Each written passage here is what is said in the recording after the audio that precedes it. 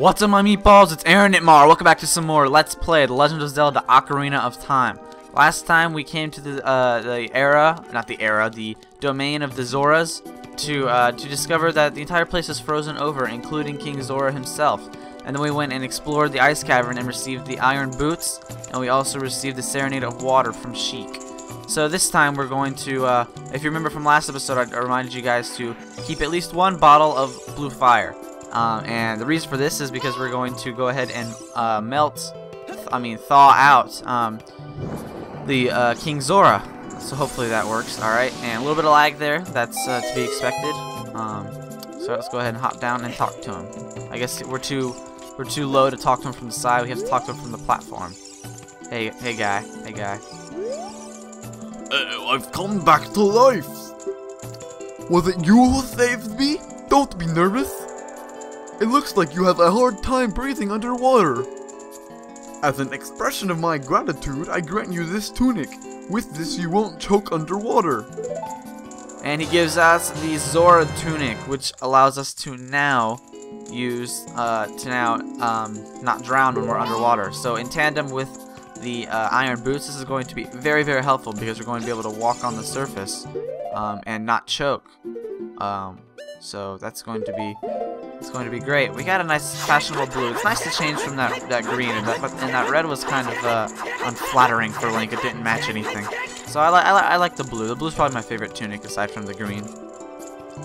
Alright, and so speaking of the iron boots, we are going to go ahead and actually test out this little combination right here by going out back. If we go out back, we can hop down out just anywhere out here and put on the iron boots, and we're going to go ahead and just sink down. And since we can't choke, we'll keep going for quite some time until we hit the ground or put our regular Kokiri boots back on. And as you can see, there is a ton of rupees down here. And there is a piece of heart as well. So let's go ahead and grab that. And there we go. Two pieces. Two more until a new heart container. So let's go ahead and slowly travel up. I don't know if if moving around speeds it up or not. It feels like it does, but I guess because we're putting our mind at ease, actually doing something. But I feel like it doesn't really do anything aside from move you. But you can get closer to your target quicker. So I guess that's one thing it does. I don't know where to go. I have to go all the way around. Great. There. Alright, so I mentioned in the last episode that we're going to be doing one of the most tedious side quests in the game, and that is correct. Now that we have unthawed King Zora, this side quest has technically become open. You're able to do a portion of it, but for the video walkthrough's purpose, it's not helpful to do half of it in one episode and half of it in the other. So now that we can actually do this 100% to the T, we're actually going to go ahead and do that. So I'm going to go ahead and meet you guys in Kakariko Village, because that's where the beginning of this side quest begins. So I will do some editing magic, and I'll see you there in just a second. Alright, so we're in Kakariko Village, and before this side quest begins, I wanted to point out 3 things you are going to need before this to complete this side quest successfully and easily. You're going to need, first of all, Epona. It's impossible to do it without Epona, so if you haven't unlocked, or if you haven't gotten Epona yet, you need to go over to Lon Lon Ranch and do everything required there. You also need to have King Zora freed, which eventually you're going to have to do anyways, in order to progress further in the story.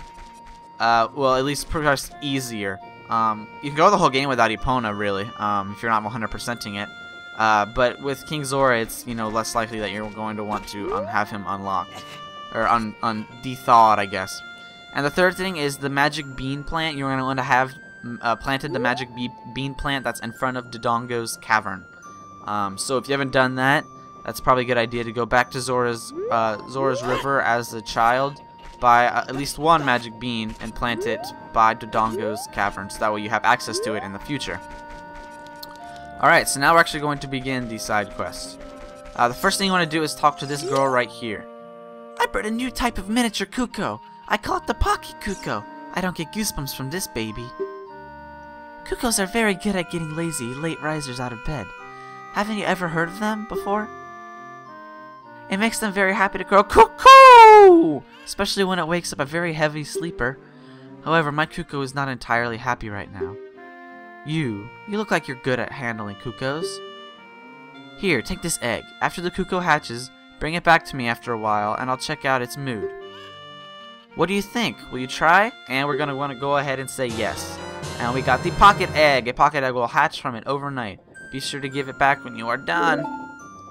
Alright, so we're going to go ahead and sort of try, kind of cheat the system. But the first thing I want to do is go ahead and leave from here and come back. Because we're going to be right next to where we need to go next by leaving and re-entering. So we're going to go ahead and want to make it... Whoa, voice crack. We're going to want to go ahead and make it nighttime and the daytime again. This will speed up the egg process and make it hatch quicker. So we don't actually have to wait. We can just speed it up ourselves using the sun song. So when it hits morning, we should be able to have the egg hatch. Yep, look, a chicken hatched from the egg you were incubating. It's the miracle of life. Alright, go away. I want to equip the egg. Or the chicken now. Alright, so we have the pocket cuckoo. And so, we could go see the girl right now, but she's going to tell us that it doesn't look to be in a good mood. Which is kind of ironic because it just hatched. You know, when you're just hatched, you think you'd be in a good mood. What you want to do is come in here. This house right here. And you'll find, guess who? Talon, yes. It's him, Mario. Oh, I tried to zoom in, but when you hit the first-person view, it changes to a weird angle when you're in fixed houses. So we want to go ahead and talk to him, and he's sleeping. Malin doing alright, mumble mumble, sorry to make you worry. So let's go ahead and wake him up with the pocket cuckoo.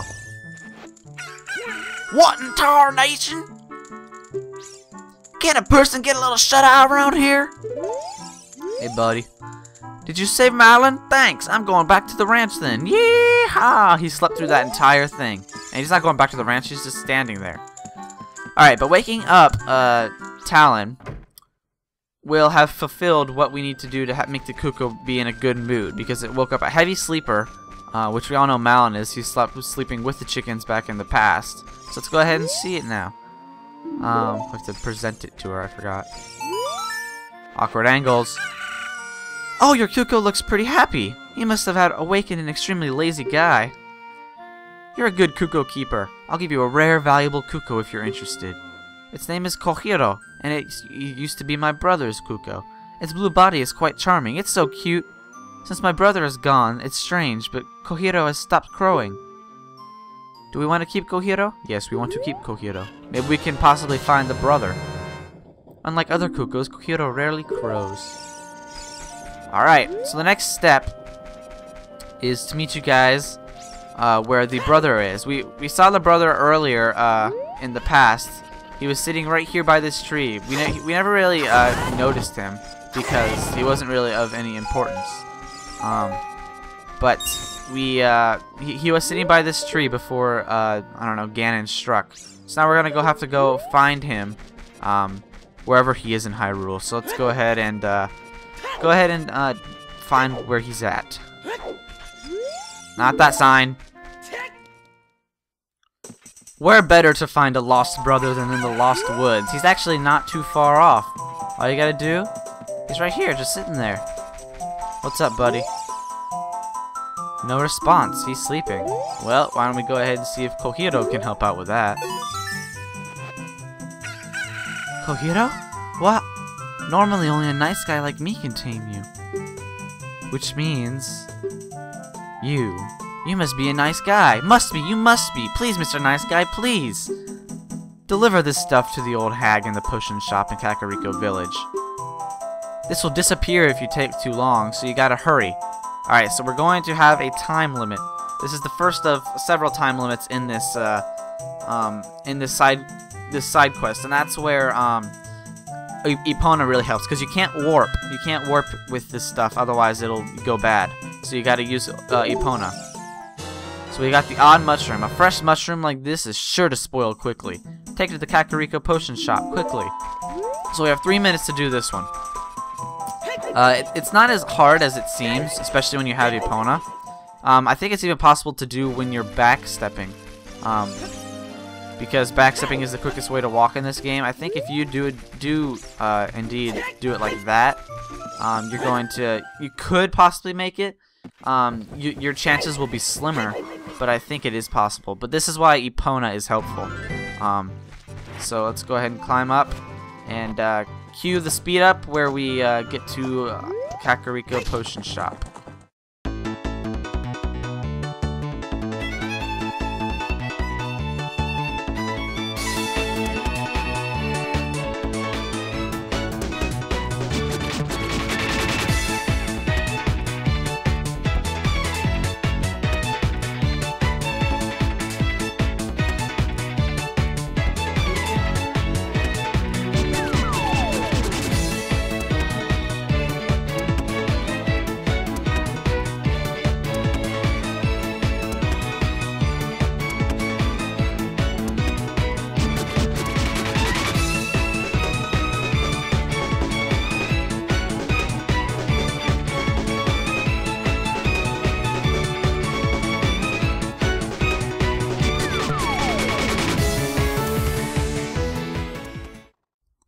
As you can see, we made it here with plenty of time. I still have 60 seconds left, even after having to play the Sun Song to make it accessible.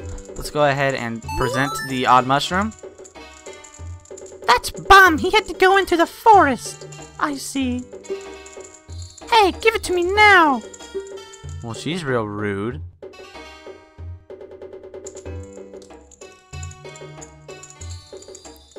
If you see that fool, give this to him. It is the strongest medicine I've ever produced. However, this potion will not work on a monster.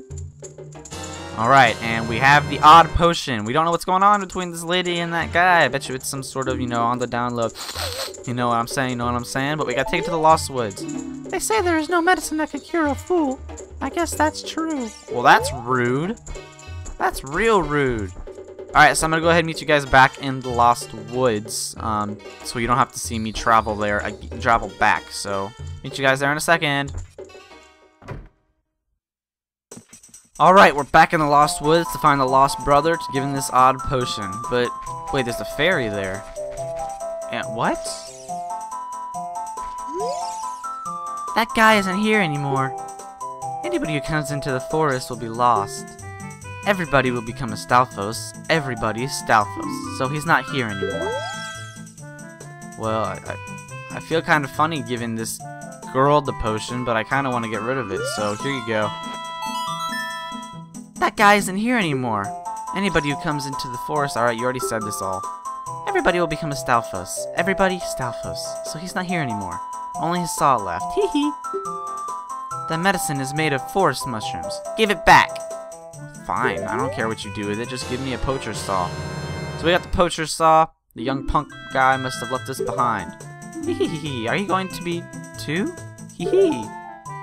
That's an interesting kind of dialogue right there, because it sort of hints that Link would get lost in the Lost Woods and become a Stalfos. And it was confirmed in Twilight Princess that the Stalfos-looking guy that teaches the Twilight Princess Link all about all the new moves is the old Link trying to make up for some sort of past regrets. So that's kind of an interesting bit of suspicion that the community had that ended up being true, which is, I think, is pretty cool. But so now we have the poacher saw, which we're going to go have to find a set of carpenters to. If you remember the carpenters that were in Kakariko Village when we were just a child, they've moved location, but they're still around. So we're gonna go and give that to them. So meet you guys there in a second. Alright, so now we're here in a new area. I believe we've only been here once before. This is Gerudo Valley. And we haven't even gotten past this bridge. So we can jump across with Epona just fine. You can also use your hook shot if you don't have Epona with you. But I don't know why you wouldn't have Epona with you. Anyways, we're going to talk to this guy right here. I am a master craftsman. Those Gerudo thieves, they broke the bridge. I want to fix it, but all of my workers are gone. They said working as carpenters isn't cool, and they went to the Gerudo's fortress to become thieves. Hey you, if you're going to the fortress, would you mind finding out what my workers are doing over there? I'm not going over there, but do you want a saw? Hey, that saw, it's mine. But I thought I left that saw with my old lady. Oh well. My big Goron tool broke, so I was going to Goron City to get it repaired. Your coming here is great timing. Will you give me my saw? Sure, why not? Good kid, thanks. I'm sorry that I can't give you something as good in return, but take this anyway. And we get the broken Biggoron Sword. Yes, so we need to go ahead and visit Biggoron to get this thing repaired, which is the main. Basically, this is the main goal of this whole trading sequence, is to get this broken sword repaired. You wouldn't find that. You wouldn't know that by. Oh my gosh! All right, let's back up slowly. You wouldn't know that just by, you know, giving the person the odd potion and the odd mushroom and other things, but that is the main goal. We're trying to get a sword that's more powerful than the Master Sword. So hop on over. I'll go ahead and meet you guys over by Biggoron.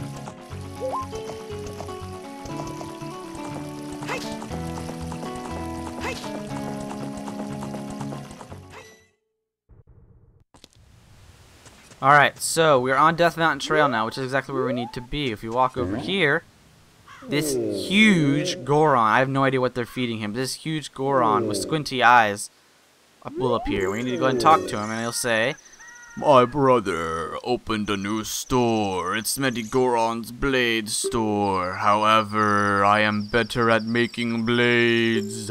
Hylian carpenters praise me for my skills. I'm not lying. well, go ahead and prove it. Give him the broken Biggoron Sword. That broken knife is surely my work. I really want to repair it, but because of yesterday's eruption, my eyes are irritated. There are fine eye drops in Zora's domain. You will find them if you go to see King Zora. Please go get the eye drops. Fine, I'll go get the eye drops. And he goes ahead and gives us the prescription to go see King Zora. So I'm going to go ahead and meet you guys back at King Zora so we can go ahead and try and fill this prescription. So, let's go! Alright, so we're back here in Zora's domain, so we're able to go ahead and talk to King Zora himself, so we can go ahead and get the prescription for the eye drops that Biggoron needs. So let's see. Show him the prescription. I don't know how you can see it from all the way over there, but oh, this is, well, eye drops. You might say we have them. You might say we don't. We do have the ingredients. If you take the ingredients to the doctor at the lake laboratory, he can make the drops for you. But you need to deliver them fresh. Can you make it before they spoil? Heck yeah, I can! Alright, so he's giving us an eyeball frog. Be quick and deliver it to Lake Hylia while it's cold. Alright, so we're going to have... how much time? 3 minutes again.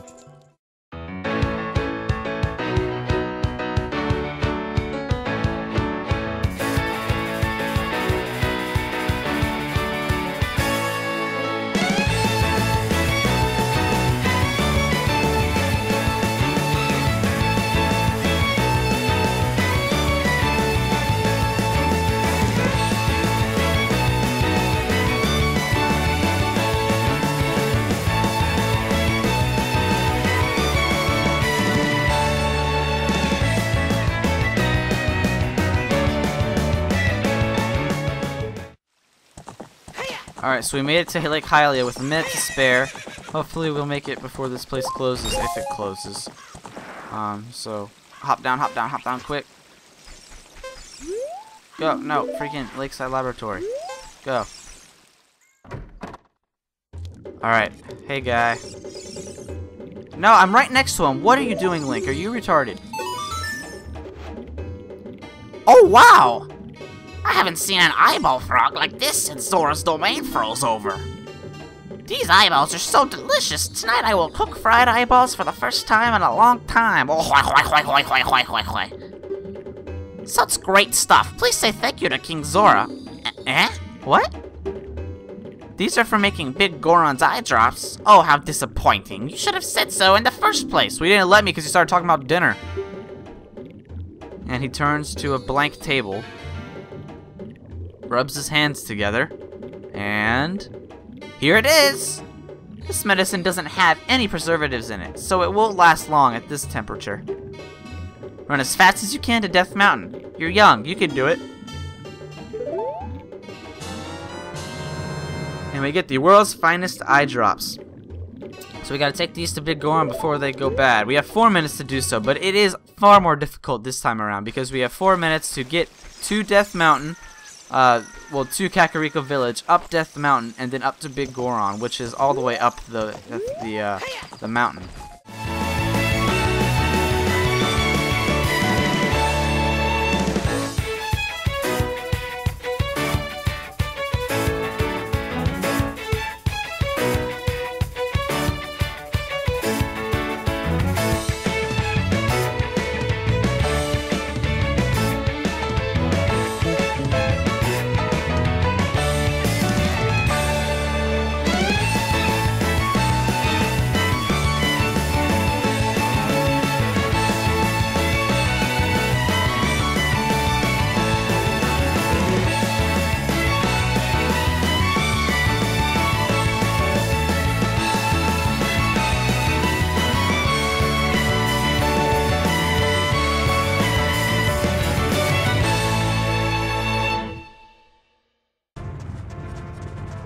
And this is going to be where the magic bean plant that we planted back earlier here is going to be helpful, because we're going to be able to avoid the entire trip right here.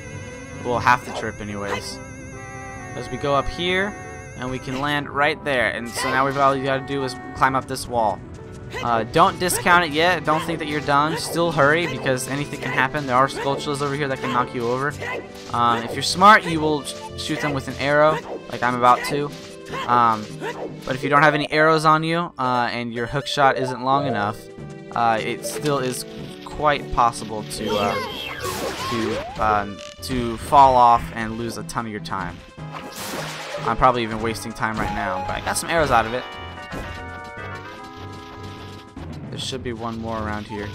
This guy, he's about to charge me. There. Climb up.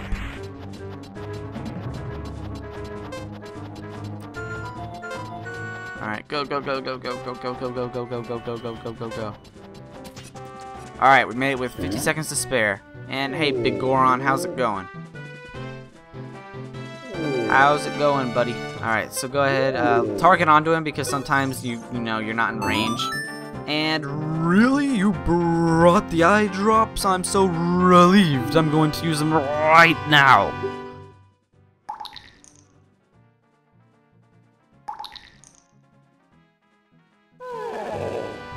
wow! This is stimulating. It's working great. Now I can get back to my blade business. My work is not very consistent, so I'll give this to you so you won't forget. After a few days, please return. We just wait patiently. And he gives us the Biggoron Sword. We got a claim check for it. You can't wait for the sword to be completed. And we can also get around this quite easily by playing the Sun Song once again. So we want to go ahead and play the Sun Song right here.